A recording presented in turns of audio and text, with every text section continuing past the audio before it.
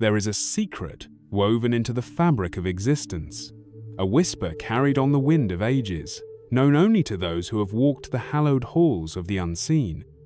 Long before cathedrals rose and scriptures were penned, before the world was divided by doctrines and dogmas, the ancient mystery schools guarded a truth so potent, so luminous, that to speak it aloud was to invoke the very forces of creation.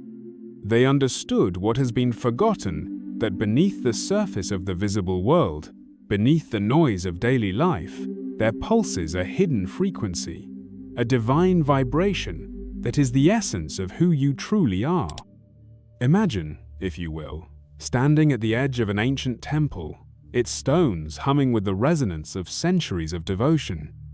The initiates who once gathered in such places did not merely pray they became prayer. They did not seek gods outside themselves, they awakened the God within. Their teachings were not of belief, but of knowing, a knowing that transcended the mind and resided in the very marrow of their being. They called it the light body, the Merkaba, the diamond soul, a radiant vehicle of consciousness that could ascend beyond the illusions of matter and dance among the stars. And here is the revelation they protected with their lives. You are not separate from this light. You are not a beggar at the gates of the divine. You are its living expression. Your thoughts, your emotions, your very presence each is a note in the symphony of your vibration, shaping the reality you experience. The elite of this world have long known this truth, hoarding its power to bend fate to their will. But it was never meant to be kept in shadow. It was meant to be lived. This is not philosophy. This is not metaphor. This is the lost science of ascension, the alchemy of the soul. To raise your vibration is not merely to feel good, it is to step into sovereignty, to repel the unseen forces that feed on fear, to manifest with the effortless authority of one who remembers their own divinity. The mystery schools did not deal in theories, they dealt in transformation. And that transformation begins with a single, irrevocable realization. You are not human seeking the spiritual, you are spiritual mastering the human. If these words stir something within you, a recognition, a longing, a quiet certainty, then you are already remembering. The path is calling you back, the keys are being returned. The question is, will you take them? If this message resonates with you, if you feel the pull of the ancient and the eternal, then let it be known. Like this video, leave a comment below with your thoughts or experiences, and subscribe to journey deeper into these unveiled truths. The mysteries are not dead, they are waiting for you. To touch the essence of the mystery schools is to step into a river of timeless wisdom, one that flows beneath the surface of all religions, all philosophies, all sciences. The initiates did not speak in doctrines but in living principles, universal truths that governed both the cosmos and the human soul. These were not mere ideas to be debated, but laws to be embodied, frequencies to be attuned to. At the heart of their teachings was a simple, staggering revelation. Everything is vibration. The chair you sit upon, the air you breathe, the thoughts that flicker through your mind, all are oscillations of energy, harmonics in the grand symphony of existence. The ancients did not see a world of solid, separate things. They perceived a shimmering dance of light, a web of resonance where every thread pulled sent ripples across the whole. And the most sacred truth of all, you are the weaver. This is why they spoke in codes, in symbols not to obscure, but to bypass the limitations of the rational mind. The serpent coiled around the staff was not a myth but a map of Kundalini rising, of DNA awakening, of the very current of creation spiraling through you. The lotus emerging from the mud was not poetry but physics, a mirror of your own journey from density to light. They knew that to name a thing was to freeze it, but to symbolize it was to invite the seeker into an ever-deepening revelation. And so they taught in layers. To the outer circle, they spoke of morality, of discipline, of the virtues that prepare the vessel. But to those who had ears to hear, they whispered the deeper truth. You are not preparing for the divine, you are remembering it. The rituals, the austerities, the sacred geometries, these were not ways to earn enlightenment, but methods to strip away what obscured it. The light was never absent. It was only waiting for the storm of illusion to pass. This is why the greatest initiates were not those who memorized the most scriptures, but those who became silent enough to hear the hum of the universe itself. Pythagoras did not merely study harmonics, he heard the music of the spheres. The builders of the pyramids did not calculate sacred geometry, they conversed with it. There is a knowing beyond knowledge, a frequency beyond thought, and the mystery schools existed to guide you there. But beware, this path is not one of accumulation, but of surrender. The ego seeks to possess wisdom as a trophy, but the soul understands that true knowing comes only when we release the need to own truth and instead allow truth to move through us. This is the paradox the masters embodied. To wield the power of the gods, one must first dissolve the illusion of the separate self. The greatest truths are never spoken plainly, for words are but fingers pointing at the moon, they are not the light itself. The mystery schools understood this, and so they wrapped their teachings in stories, in symbols, in initiations that could only be decoded by those whose eyes had adjusted to the dark. To the uninitiated, these were mere myths, but to those who had crossed the threshold, they were maps etched in starlight, leading the way home. Consider the tale of Osiris, dismembered and scattered across the land, only to be resurrected by Isis. This was never just an Egyptian allegory. It is the story of you, the fragmentation of the divine self, into the shards of earthly experience, and the sacred work of gathering those pieces back into wholeness. Every time you integrate a shadow, heal an old wound, or reclaim a disowned part of your being, you are Isis reassembling the God within. Or take the Eleusinian mysteries, where initiates drank the kykeon and descended into the underworld. Modern minds might dismiss this as primitive ritual, but those who have tasted true darkness know it was a mirror of the soul's journey. To drink the kykeon was to surrender to the alchemy of transformation, to let the old self dissolve like grain in sacred brew. And the descent? It was never punishment. It was initiation, for only by facing the underworld could one emerge, like Persephone, with the wisdom of both realms. Even the architecture of the temples whispered secrets.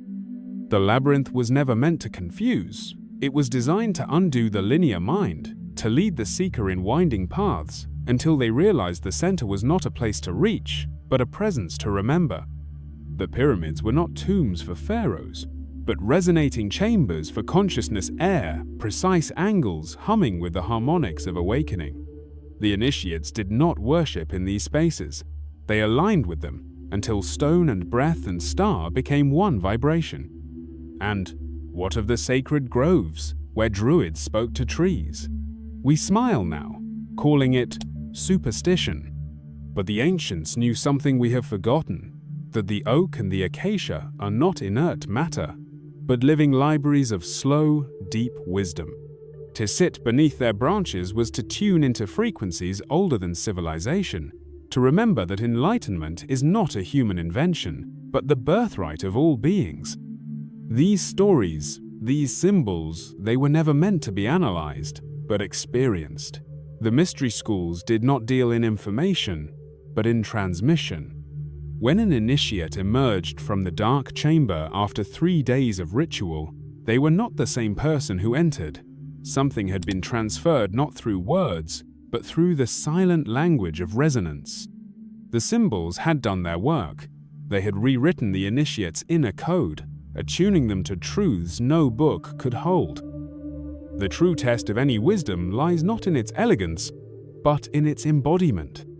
The mystery schools did not initiate philosophers, they forged alchemists, beings capable of turning the leaden weight of earthly existence into the gold of awakened living.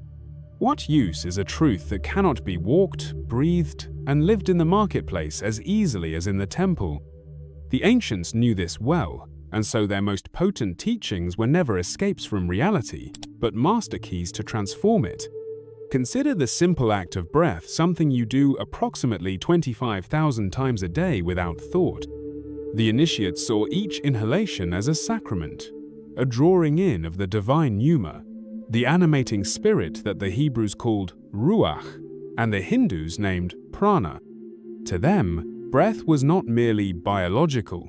It was the perpetual communion between inner and outer, the rhythmic proof that you are never separate from the cosmic dance. When modern science confirms that coherent breathing shifts autonomic nervous system function, it merely rediscovers what priestesses in Delphi knew when they breathed in the sacred vapors to channel prophecy. Your breath is your first and most constant ritual. Will you perform it unconsciously, or as the sacred technology it truly is? Then there is the matter of sound, the vibrational fabric from which all form emerges. The Vedic rishis mapped the bija mantras. The Egyptian priests used vowel toning in their inner sanctums, and Pythagoras prescribed specific harmonic intervals to heal disharmony in the soul. Today we measure these phenomena as cymatics and resonant frequency therapy, but the principle remains unchanged. You are a walking symphony of vibrations, and every word you speak is either a blessing or a curse upon your own being. The initiates did not think positive, they sounded creation into being, knowing each syllable carried the power to rearrange reality itself. Even the seemingly mundane act of eating was transformed into alchemy. The Eleusinian mysteries included sacred barley. The Vedic traditions spoke of food as prasad, divine grace, and the alchemists sought the secret of the prima materia in ordinary substances. They understood what modern nutritional science is only beginning to grasp, that matter is frozen light, and whatever enters your body either raises or lowers your vibratory signature. The question is not merely, what should I eat? But, what consciousness am I ingesting? For food is not just macronutrients, it is information, a carrier wave of the energies that cultivated, prepared, and blessed it. Perhaps most radically, the initiates redefined the nature of work itself. In our world, labor is often seen as separate from spirituality, a necessary drudgery to sustain the body while the soul seeks elsewhere for meaning. But the builders of Chartres Cathedral encoded sacred geometry into every stone, knowing their masonry was prayer made visible. The Japanese sword makers began their craft with ritual purification, understanding that the blade would carry the vibration of its maker's consciousness. Even the humble weaver in ancient traditions knew her tapestry was a microcosm of the great web of existence. Your daily work, whether typing at a keyboard or kneading bread, is either a forgetful repetition or a sacred act of co-creation. The difference lies not in the action, but in the presence and intention you bring to it. The dark forces spoken of in ancient texts were not Gothic fantasies, but very real distortions in the collective field energies that thrive on fragmentation, fear, and forgetfulness. The initiates' methods of protection were not superstitions, but precise vibrational hygiene. Salt was not just a mineral, but a resonator of purity, its crystalline structure emitting a coherent field. The wearing of certain symbols was not vanity, but an anchoring of specific frequencies, just as today we might place a Faraday cage around sensitive electronics. Your environment, your associations, even the media you consume all are either fortifying or eroding your luminous body. The modern world laughs at these things, while simultaneously selling you aura sprays and energy shields in boutique spiritual shops, missing the profound simplicity of the original teachings. You become what you consistently resonate with. We stand now at the precipice of remembrance, you and I, gazing across the chasm of centuries to where the torchlight of the mystery schools still burns. It was never extinguished, only hidden, waiting for those with eyes to see and courage to grasp it. The greatest secret whispered in those hallowed chambers was not some complex doctrine, but a devastatingly simple truth. You were never separate from the divine. The light you seek is the light you are. The God you pray to is the God you forgot yourself to be. This is not metaphor, this is physics. When quantum science speaks of the observer effect that particles exist as probabilities until consciousness collapses them into form, it echoes what the alchemists knew, that your attention is the crucible where reality is forged. When modern epigenetics reveals that genes are not fixed destiny but respond to environmental signals, it mirrors the ancient knowledge that your vibration writes your biology. The miracles of the saints and masters were not suspensions of natural law, but demonstrations of a more fundamental law that consciousness precedes matter. Yet here lies the crossroads where most turn back. It is one thing to marvel at these truths, and another entirely to live them. The modern world has conditioned you to seek transformation as a consumer, to buy the right crystal, the perfect course, the magical supplement. But the initiates knew a harder and more glorious path. That enlightenment is not acquired, but remembered. Not added, but revealed. Every technique, every ritual, every sacred text exists only to strip away what you are not, until nothing remains but the unshakable knowing of what you have always been. So I ask you now, not as a philosopher or teacher, but as one soul to another, what will you do with this remembering? Will it be another interesting concept filed away between yesterday's news and tomorrow's to-do list? Or will you let it scorch through you like the desert wind, burning away everything false, until only the diamond core remains? The choice is yours, but know this: the universe responds not to what you want, but to what you are. To raise your vibration is not to chase high-frequency states, but to dissolve the resistance to the truth that you are frequency itself. This is why the greatest masters taught in silence as much as in words. The deepest transmissions happened in the space between sentences, in the shared breath where teacher and student disappeared, and only awareness remained. If you felt something stir within you as these words unfolded, some ancient chord resonating beneath the noise of the mind that is not coincidence, that is your light body remembering itself. The path ahead is both simpler and more demanding than any spiritual marketplace would have you believe. It asks everything and promises nothing, because what it reveals was yours before the world began. You need no special tools, no elaborate rituals, though you may use them as training wheels. All that's required is the courage to stop seeking outside yourself, and the willingness to let every moment, every joy, every heartbreak, every mundane task become the grist for your awakening. If this message has ignited something in you, do not let it fade. Share your insights below, not as performance, but as sacred witness to your own unfolding. Subscribe not to me, but to the thread of remembrance these words have tugged upon in your soul.